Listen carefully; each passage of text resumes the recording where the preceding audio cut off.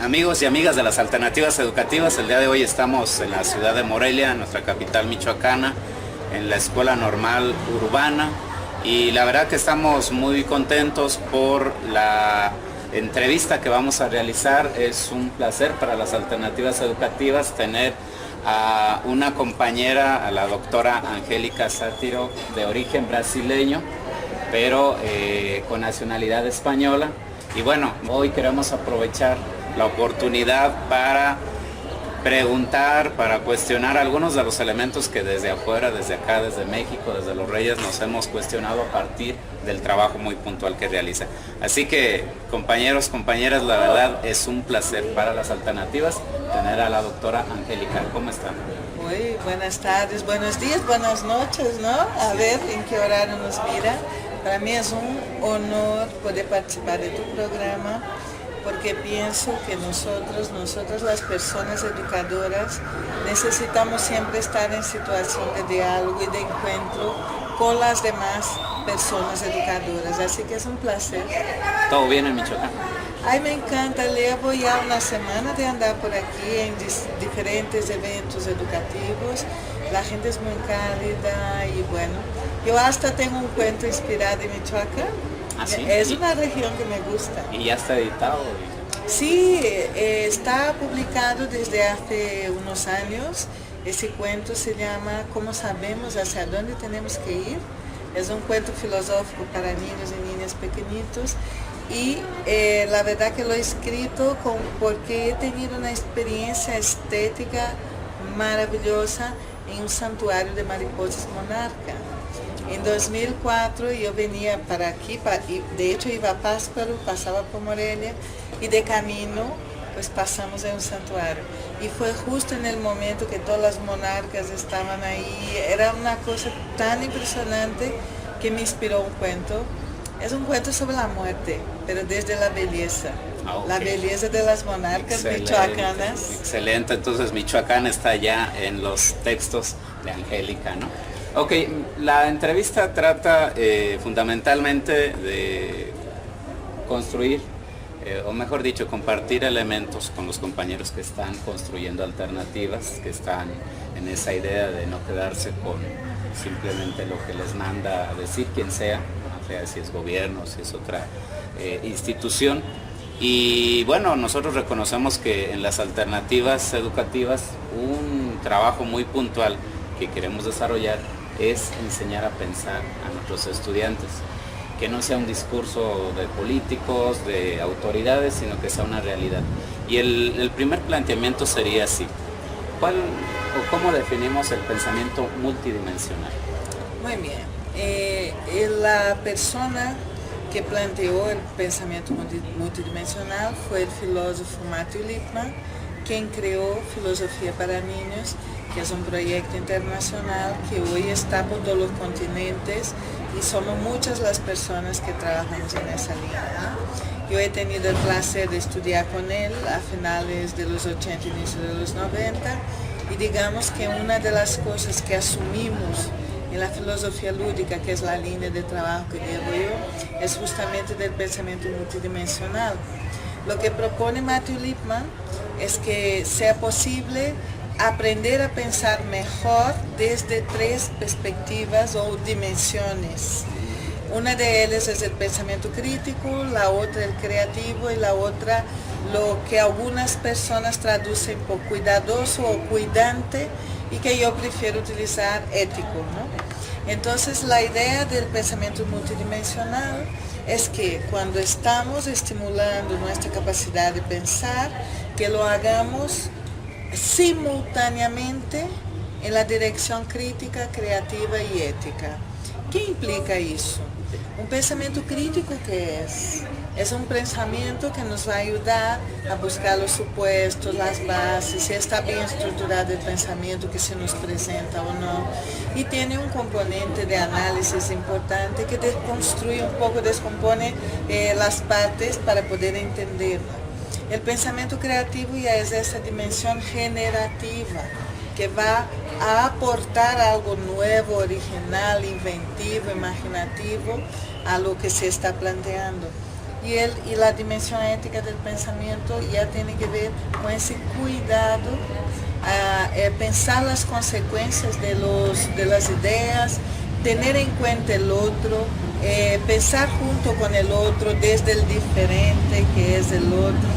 O sea, lo que Lippmann comenta que pensar bien significa pensar bien de esa forma multidimensional, ¿no? Las tres relacionadas. Sí, sí, es multidimensional, es decir, lo que buscamos cuando hacemos nuestras labores en el campo de la filosofía para niños, filosofía lúdica, es justamente estimular que desde muy pequeños los niños, las niñas puedan estar aprendiendo a ser críticos, tener criterios, razonar, pero también aportar, innovar, idear, inventar y tener presente las consecuencias de hacerlo todo eso, tener un cuidado ético. Okay. O sea que es todo a la vez, pero obviamente estimulando desde diferentes lugares, recursos. Excelente. Un planteamiento sí que queremos ubicar es cuando usted menciona filosofía lúdica. Las dos partes pues obviamente las entendemos, pero ¿a qué se refiere Angélica ya en este término, ¿no? Sí, o en estos dos términos? Sí, sí. Mira, la filosofía lúdica es un movimiento que estamos haciendo dentro del proyecto internacional Filosofía para Niños y Niñas. O sea, no es otra cosa diferente de filosofía para niños y niñas. Es un movimiento que toda la gente que está involucrada con ayudar a que los niños y las niñas piensen mejor por sí mismos de forma autónoma, crítica, creativa y ética, pero que lo hagan desde las infancias. Por eso la lúdica, porque cuando observamos las criaturas en su quehacer de vida de infancia, lo que descubrimos es que aprenden jugando, aprenden quiénes son jugando, aprenden el mundo jugando y aprenden a pensar jugando.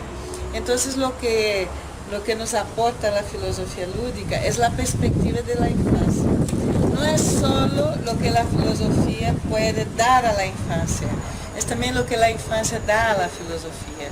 Esa frescura, ese jugar a pensar. Porque llegamos ahí porque desde que empezamos con filosofía para niños a finales de los 80, entendimos que pensar, los niños y niñas ya piensan. Y en algunos momentos incluso plantean las mismas cuestiones que los filósofos. Pero que para ir estructurando su pensamiento y ganando rigor, profundidad, concepto y trabajo de argumentación, entendimos que era interesante hacer desde el universo de la infancia, que es lúdico. Por eso que la filosofía lúdica lo que pretende es rescatar ese asombro que los niños tienen, ¿no? Cuando quieren saber algo, ese maravillamiento, y ese gusto y este placer de pensar. Que los adultos lo hemos perdido ya. Exacto. En el fondo lo que queremos es rescatar las ganas de aprender. Y lo que descubrimos con la filosofía lúdica es que eso sí es posible. Y hacemos un planteamiento directo a partir de ahí. Ok, siguiente planteamiento, por lo que escuchábamos hace un momento, ciudadanía creativa. Interesante, pero que si fuera, obviamente los tiempos no permiten, como el concepto para por lo menos llevárnoslo de tarea y que los compañeros, compañeras que nos ven a través de las redes, pues les quedara ahí como claro a qué se refiere, ¿no? Sí, sí. Bueno, el concepto de ciudadanía creativa yo lo vengo trabajando desde hace unos años y acabé haciendo una tesis doctoral que es una pedagogía para una ciudadanía creativa, porque a lo largo de los años lo que fui descubriendo es que hace falta ciudadanía proactiva, capaz de participar más de las soluciones que de los problemas, ¿no? Todas las personas que compartimos tiempo y espacio común, que cohabitamos y coexistimos en un determinado territorio, necesitamos aprender a ser partícipes de la solución y de la mejora de ese territorio, de las relaciones sociales, las relaciones ambientales y ecológicas, ¿no? Y las condiciones de vida de todos los que forman parte de ese territorio. Entonces la ciudadanía creativa es un planteamiento, vamos a decir así, de que cada persona empieza a verse como alguien que es un proyecto, que puede tener un proyecto creativo de vida personal, crear su ethos creativo, su morada interior estructurada con sus valores, pero también que sea creativo, dinámico, que la propia vida pueda ser una obra de arte. A la vez, ese ciudadano creativo es alguien que imagina futuros, que construye futuros, con lo cual tiene imaginación ética y política, piensa su país, su cultura en la mejor versión. Y a la vez, ese ciudadano creativo es aquel sujeto de la acción micropolítica, o sea, un sujeto capaz de actuar en su territorio, estando donde está, en el contexto donde está, con acciones que sean de su talla. Es decir, no podemos quizás cambiarlo todo, pero sí podemos actuar en nuestro entorno. Entonces el planteamiento de la ciudadanía creativa en el fondo es eso, es un desarrollo de una morada interior creativa como individuo, pero a la vez una colectividad creativa, capaz de imaginar su colectivo mejor, pero también de actuar en su territorio localmente de forma resolutiva, inventiva, estructurada, pero sí actuando para mejorar. Okay, En síntesis sería eso. Porque uno pensaría que, bueno, en el contexto mexicano llega uno a los 18 años y ya pues se le considera ciudadano, ¿no? Y aquí lo que está planteando Angélica es que es todo un proceso que inicia desde los pequeñitos. Exacto, es que uno no se convierte en ciudadano así, ¡clac! No era ciudadano hoy, mañana cumplí 18 y ya soy ciudadano. Eso, no, eso es como absurdo, ¿no? ¿Cómo se aprende a ser ciudadano? Pues en una convivencia democrática que empieza cuando empieza la socialización. Si los niños y niñas a los 2 años empiezan a ir a su escuelita, allí empieza la educación ciudadana. En la medida en que tienen que aprender valores de convivencia, lo que le llamamos socialización, en el fondo es un proceso de constitución de esa identidad colectiva que le llamamos ciudadanía. Es cuando aprendemos a tener pautas emocionales, mentales, sociales de convivencia ciudadana. Si es que hay una educación con esa intención, con método para eso y que estructure el ambiente para que eso ocurra. Entonces nosotras desde la ciudadanía creativa lo que planteamos, reivindicamos más bien, es la dignidad de la infancia, que pasemos a tratar a nuestras criaturas como personas que son aquí y ahora y que por lo tanto pueden ir desarrollando su identidad social que es la ciudadanía, ¿no? Y eso se da con todo, ¿no? Cómo reaccionan con su ropa, con su higiene, con su ambiente, con su compañerito, cómo aprenden. O sea, que nuestro planteamiento, digamos que es sistémico. El aula necesita ser un microcosmo social que es como un laboratorio democrático. Entonces allí, cada cosa que pase, educa o deseduca esa ciudadanía. Entonces, por ejemplo, como tenemos las paredes de nuestra aula, educa o deseduca esa ciudadanía. La manera como hacemos nuestras metodologías, las técnicas, las actividades, educan o deseducan esa ciudadanía.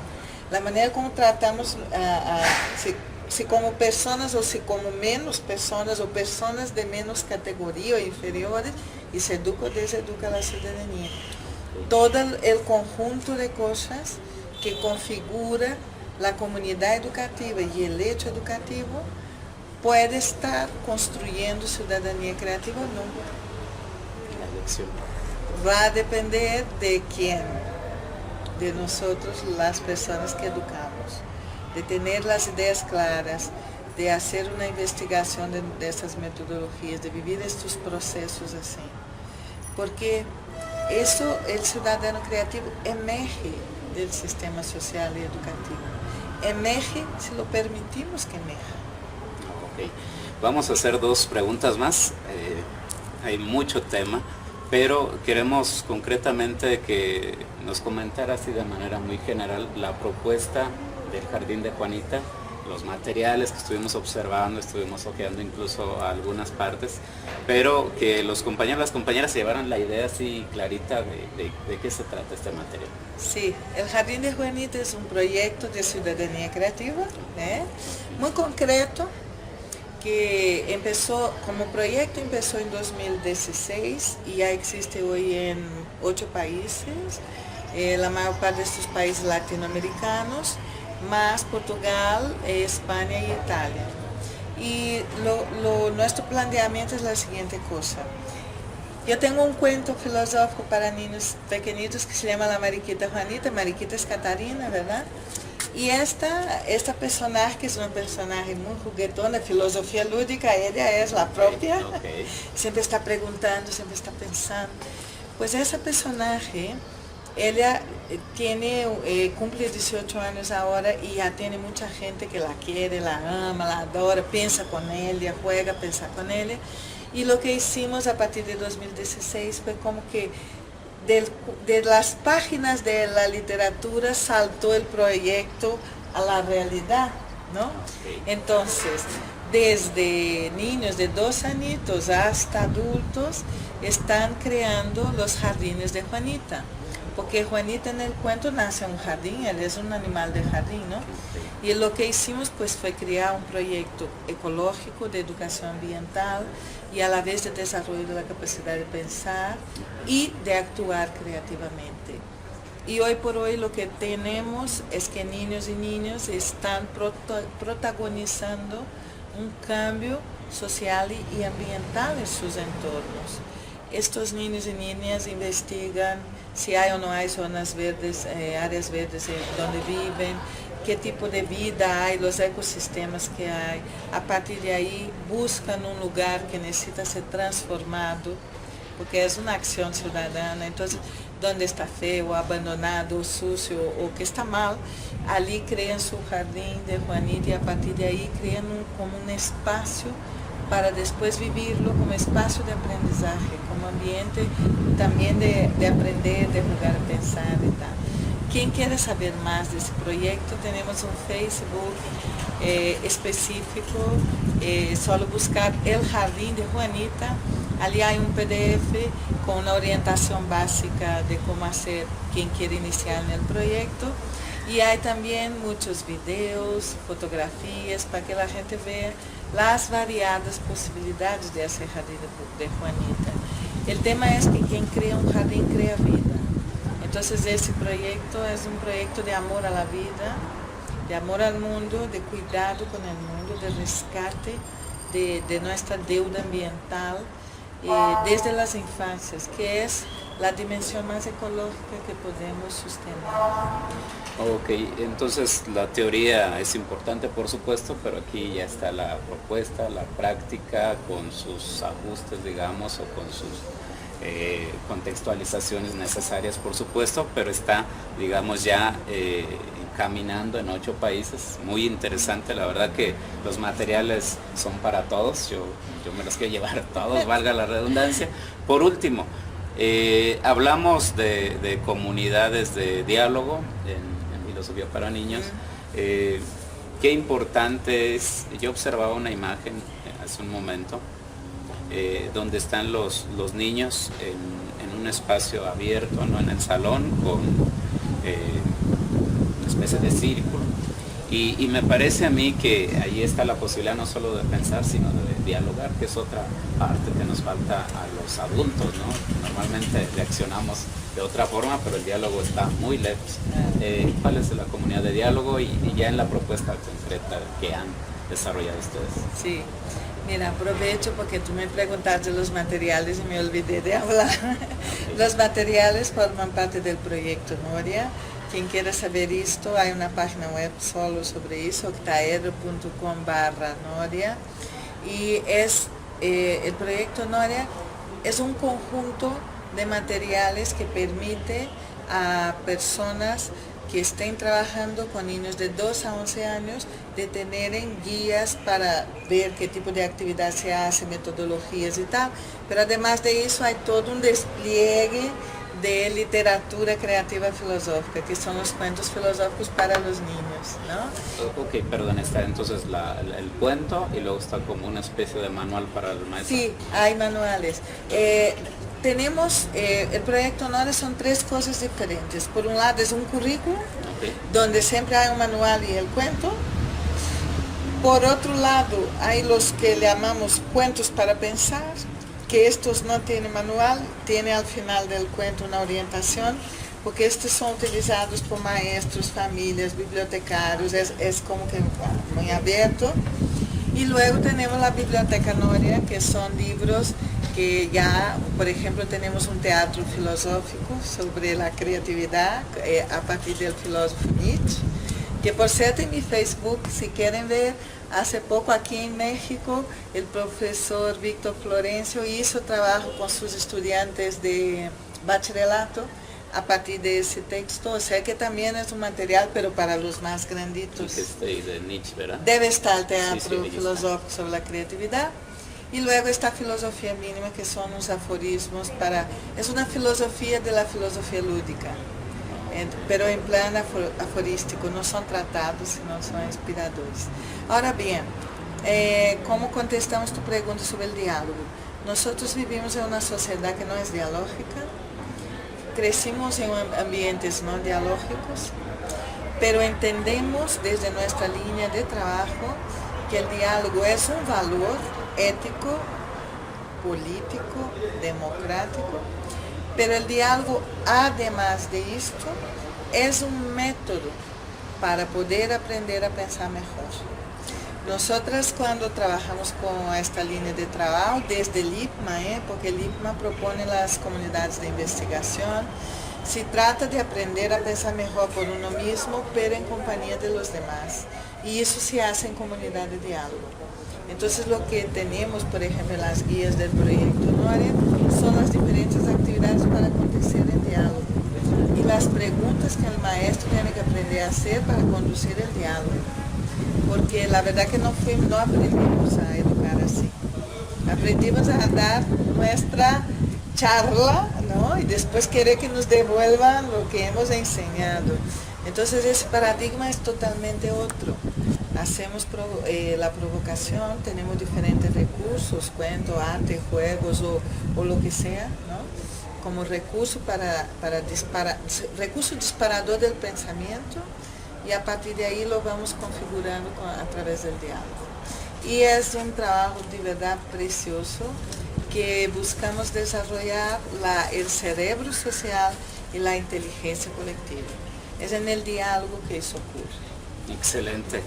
Un mensaje para las amigas y los amigos que construyen alternativas desde diferentes espacios en la sierra, en los barrios, en todas partes que llegamos. ¿Cuál sería el mensaje de Angélica en esa gran labor de enseñar a pensar, de la creatividad, lo ético? ¿Cuál es el mensaje? Mira, mi mensaje para vosotras, para vosotros, primero es que sigáis buscando estas alternativas. Nada de claudicar, por favor. No podemos claudicar, no podemos tirar la toalla. Eso se dice aquí en México. Es decir, no hay que desistir. Porque fácil no lo es, ya sabemos que no es fácil. Pero sí es gratificante y sí hacemos lo que de verdad nos importa. Yo pienso que si existimos como educadores, es para hacer lo que de verdad importa.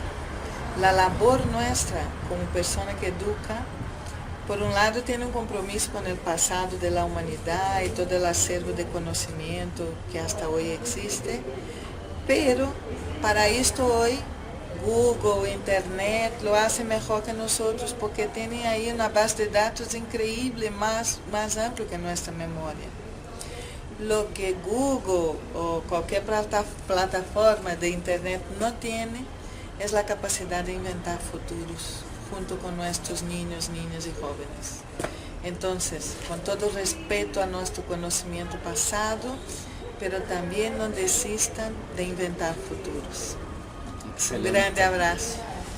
Muchas gracias, amigos y amigas de Las Alternativas. Quedaron muchos temas. Ojalá que en la próxima ocasión que nos veamos, ya sea en España o en México o en cualquier parte del mundo o en Brasil, vamos a seguir concretando las temáticas, los planteamientos, que yo sé que hay muchos, pero por lo pronto ya tenemos la página en el Face, tenemos otras ligas para empezar sí, con dar este dos trabajo. páginas más. Adelante. Creo que he dado la página de Crear Mundos, www.crearmundos.net.